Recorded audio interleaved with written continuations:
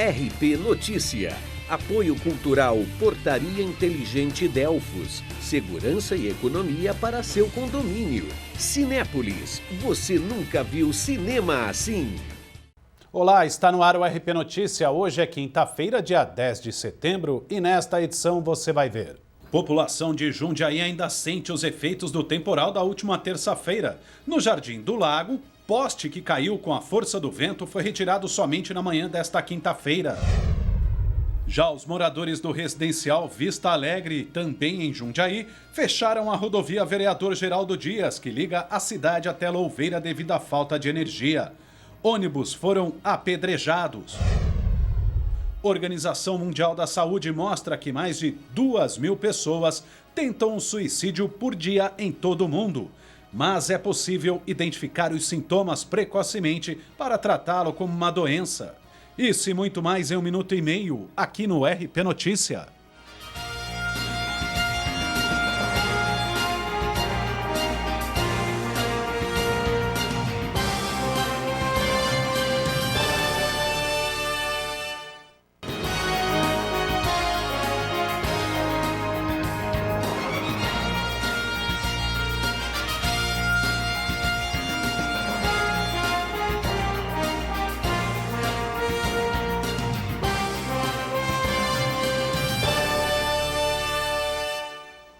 Boa noite. Alguns moradores do conjunto habitacional Vista Alegre, em Jundiaí, atearam fogo em pneus e fecharam a rodovia Vereador Geraldo Dias, que liga a cidade a Louveira na noite de ontem. Eles protestaram pela falta de energia elétrica no local. Ônibus foram apedrejados e saqueados na ação. Foram quase 30 horas em energia desde a chuva de terça-feira. Os moradores fecharam a rodovia que liga Jundiaí a Louveira nos dois sentidos. Durante o protesto, 2 ônibus que transportavam alunos da cidade vizinha para Jundiaí foram apedrejados. Parte do teto deste foi danificado pela tentativa de incêndio. Durante o ato, dezenas de passageiros tiveram seus pertences roubados. As pistas ficaram fechadas por mais de 2 horas. E durante a ação, ninguém ficou ferido e também ninguém foi preso. A energia elétrica nos bairros localizados na região do Parque Centenário, em Jundiaí, já voltou ao normal. E a chuva que atingiu a região de Jundiaí foi na última terça-feira, porém, ainda há gente sofrendo seus reflexos, como é o caso dos moradores do bairro Jardim do Lago, que correm risco de serem eletrocutados pelos fios de alta tensão espalhados nas calçadas. Por mais de 24 horas, a situação na rua Maestro José Correia da Silva, no bairro Jardim do Lago, em Jundiaí, ficou assim. O poste de eletricidade caiu com a forte chuva de terça-feira. Teve uma árvore ali que não suportou a pressão do vento e aí o poste veio a ceder ali e cair na residência da vizinha ali. A situação se agravou com a rachadura de outro poste que também corre o risco de cair. Com a rua interditada e a fiação solta, pedestres e animais corriam risco de serem eletrocutados. Moradores ficaram impedidos de entrar e sair de casa com seus carros.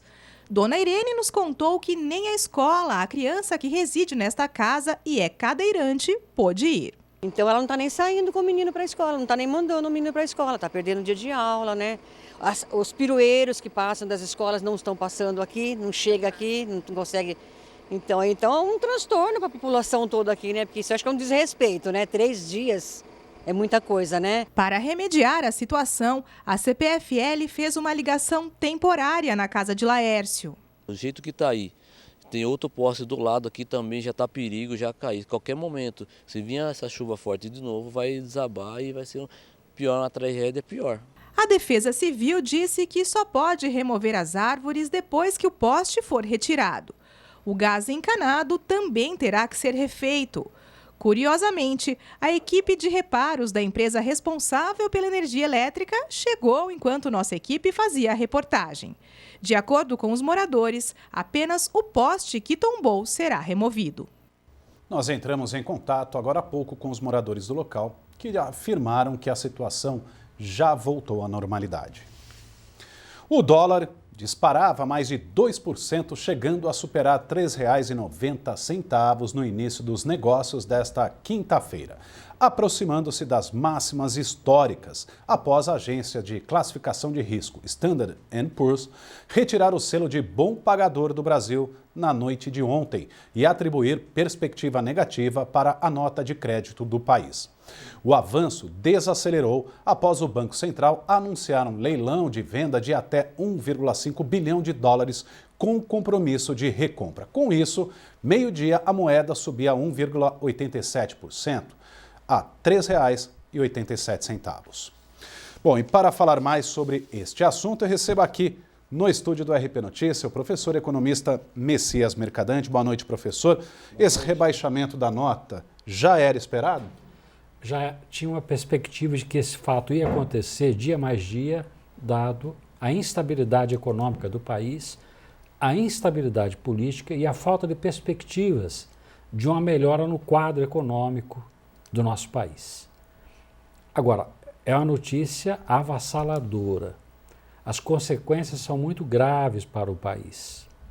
Graves porque o Brasil passa a ser considerado um país de baixa liquidez internacional. E os investidores externos não podem investir em país que não tenha grau de investimentos. E o Brasil ficou no grau especulativo. Então, fundos soberanos, chamados fundos de pensões, grandes investidores, não trarão mais sua poupança enquanto o Brasil estiver nessa situação. Pior, aplicações desses fundos aqui na Bolsa ou em títulos, fundos de investimentos, tendem a sair do país novamente, aumentando a pressão para uma subida maior ainda do dólar. Empresa brasileira que quiser tomar recurso no exterior vai encontrar mais dificuldade e um custo financeiro muito mais alto. E o governo brasileiro, para lançar título também no exterior, vai encontrar dificuldades. Empresas internacionais que terão interesse em investir no Brasil poderão mudar o foco para outro país que não tenha uma situação tão catastrófica como estamos tendo hoje esse quadro da economia brasileira. Bom, o professor, o ministro da Fazenda, Joaquim Levy, falou em corte de gastos e mais aumento de impostos para elevar a arrecadação. Ele disse em uma entrevista ao jornal O Globo e disse mais que a população está preparada para chancelar um possível aumento, pois se trata de um equilíbrio das contas. O senhor concorda com esse pensamento? Ora, isso não reflete a realidade.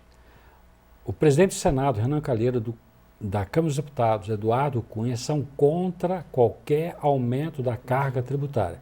Primeiro, o governo tem que mostrar o esforço do governo em reduzir gastos que até agora não aconteceu.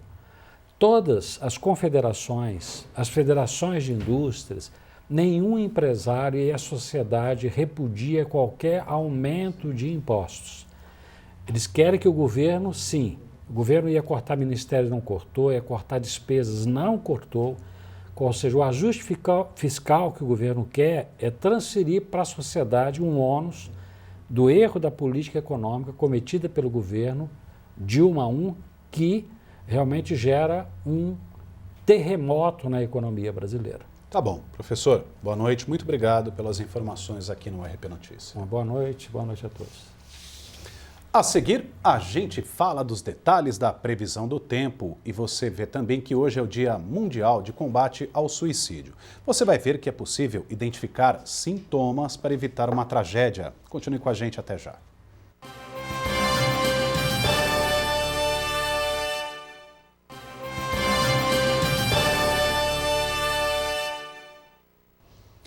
Vamos falar agora da previsão do tempo para esta sexta-feira. Há possibilidade de mais pancadas de chuvas nas cidades da nossa região. Confira os detalhes. Amanhã o sol aparece logo pela manhã na cidade de Jundiaí, porém entre algumas nuvens. Só que no período da tarde há o aumento da nebulosidade e pode chover. A temperatura máxima é de 22 graus e a mínima de 17. Em Cabreúva, também há previsão de pancadas de chuva à tarde e as temperaturas oscilam entre 18 e 23 graus. E em Valinhos, sol entre muitas nuvens logo no início da manhã. No fim da tarde, há previsão de garoa. A máxima é de 22 graus e a mínima de 16.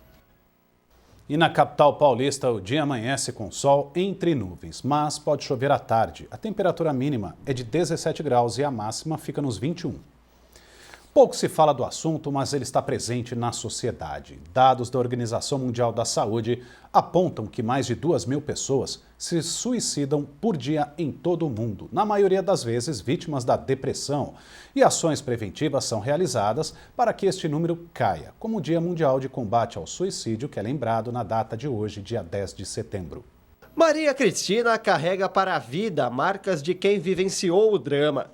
Há 3 anos, a psiquiatra perdeu seu filho Felipe, de 34 anos, que durante 10 revelou por meio de cartas e quadros sua derrocada mental. A constatação que aquele comportamento dele era realmente um comportamento doentio e que ele disfarçava de uma certa forma para que nós familiares não percebêssemos, os colegas de trabalho também não. As cartas de Felipe, antes escondidas, viraram um livro. Era hora de, na visão da mãe, que a epidemia calada começasse a dar seu grito.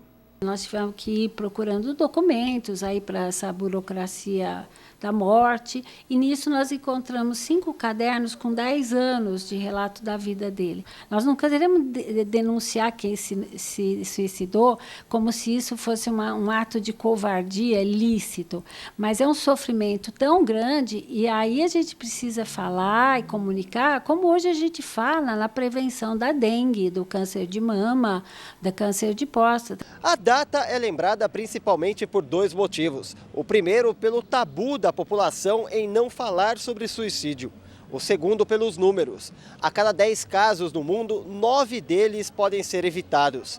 Enquanto eu gravo essa passagem, que dura em média 40 segundos, uma pessoa se suicidou em algum lugar do mundo. São 2.200 casos todos os dias. Os dados da Organização Mundial da Saúde, em seu número mais atualizado de 2012, mostram que naquele ano foram 804 mil casos. A depressão ainda é a maior vilã do autoextermínio. No mundo, estima-se que 350 milhões de pessoas tenham a doença. Só quem passa por situações como essa sabe na pele o peso do preconceito. A Maria, que usa o nome fictício e prefere preservar a imagem, conta que depois de 3 tentativas de suicídio, contou com a ajuda da família e de médicos para superar a cada dia os fantasmas da mente.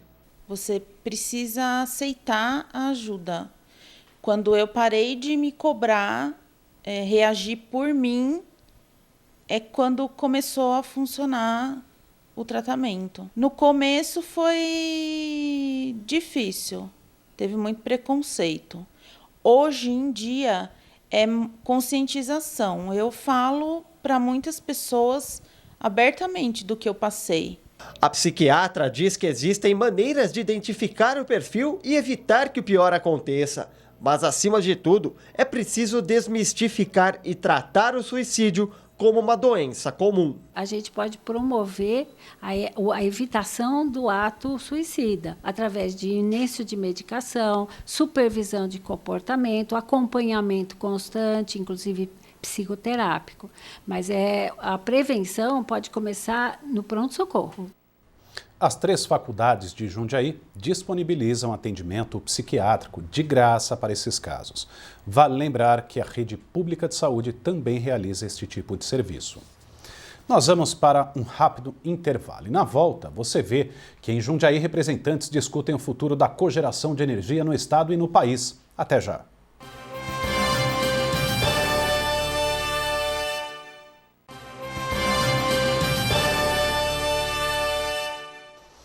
Representantes e empresários se reuniram na tarde de hoje em Jundiaí para discutir as vertentes e o futuro da energia no país. Durante todo o dia, 5 painéis foram mostrados com palestras. Ela é a vilã das contas domésticas e industriais em 2015, responsável pela alta da inflação e leva os empresários a fazerem contas para reduzir os custos. A energia elétrica, uma hora, tinha que virar assunto.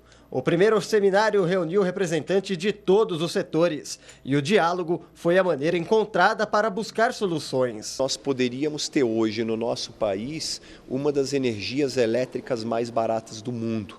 em função de nós estarmos num país que oferece todas as condições para a geração de energia através de fontes alternativas. O presidente executivo da Associação da Indústria de Cogeração de Energia defendeu a iniciativa e expôs os diversos meios de geração. Para ele, é possível ampliar a oferta e reduzir os gastos a médio e longo prazo, utilizando outros métodos de captação. Energias renováveis, fortemente alicerçado na energia hidráulica, com usinas hidrelétricas, cerca de 2/3 das nossas necessidades, e o restante em energias térmicas, mais térmicas inteligentes, com a proliferação de sistemas de cogeração distribuídos, além da energia solar que deve tomar aí milhões de telhados brasileiros para dar a sua contribuição com aquilo que chamamos de microgeração distribuída, o net metering, onde nós vamos poder gerar energia e compensar essa energia gerada com aquilo que consumimos da distribuidora local. A ideia do primeiro seminário foi de trocar experiências e unir empresas, governo, ONGs e sociedade civil. Hoje, 83% da geração de energia vem das empresas hidrelétricas. Aproveitando os recursos hídricos que nós temos, nós vimos recentemente que uma crise hídrica pode provocar consequências bastante acentuadas para todo mundo, para todo cidadão e toda cidadã que recebem mensalmente uma conta de energia elétrica para pagar. O subsecretário de Energias Renováveis da Secretaria de Energia do Estado enfatizou o potencial das cidades do interior para otimizar os projetos a longo prazo. Você desenvolve regionalmente a indústria. 60% dos empregos que você cria com energia renovável é na implantação dos projetos, na mão de obra qualificada.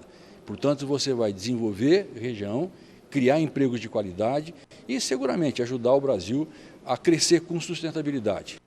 O subsecretário destacou ainda que existe um plano de redução de poluentes na capital paulista de 20% até o ano de 2020. Em comemoração à Semana do Idoso, Jundiaí realiza evento com oficinas e atividades destinadas à população. Quem tem as informações é a repórter Ana Paula Klink.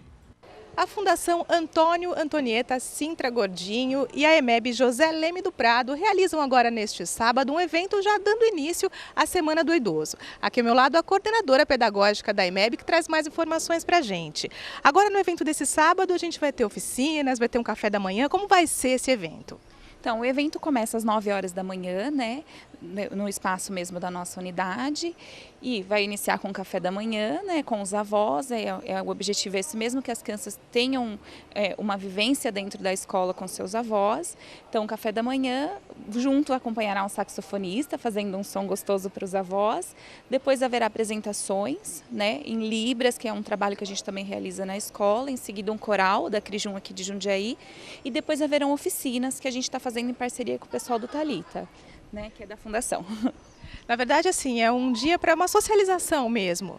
Isso, o trabalho com idoso ele já acontece dentro do currículo escolar das crianças, né? Então, como parte de formação social mesmo, as crianças estudam o Estatuto do Idoso, com o intuito mesmo de valorizar, de trazer a solidariedade, o respeito à terceira idade. Então, essa socialização ela faz parte como uma das etapas mesmo desse projeto. E quem pode, como as pessoas podem participar agora do evento? O convite fica estendido a toda a comunidade, né? Aos avós, especialmente das nossas crianças, que esse convite foi feito, e aos idosos da comunidade. Okay, obrigada. Fica o convite para você também aqui da comunidade do bairro. Ana Paula Klink para o jornalismo da TV Rede Paulista. O evento será realizado na EMEB Professor Leme do Prado Filho, na rua José de Souza Marques, número 30, no Jardim Esplanada, em Jundiaí. E nós ficamos por aqui. Mais informações você encontra no nosso portal rpnoticia.com e também durante a nossa programação. Uma boa noite para você e até amanhã.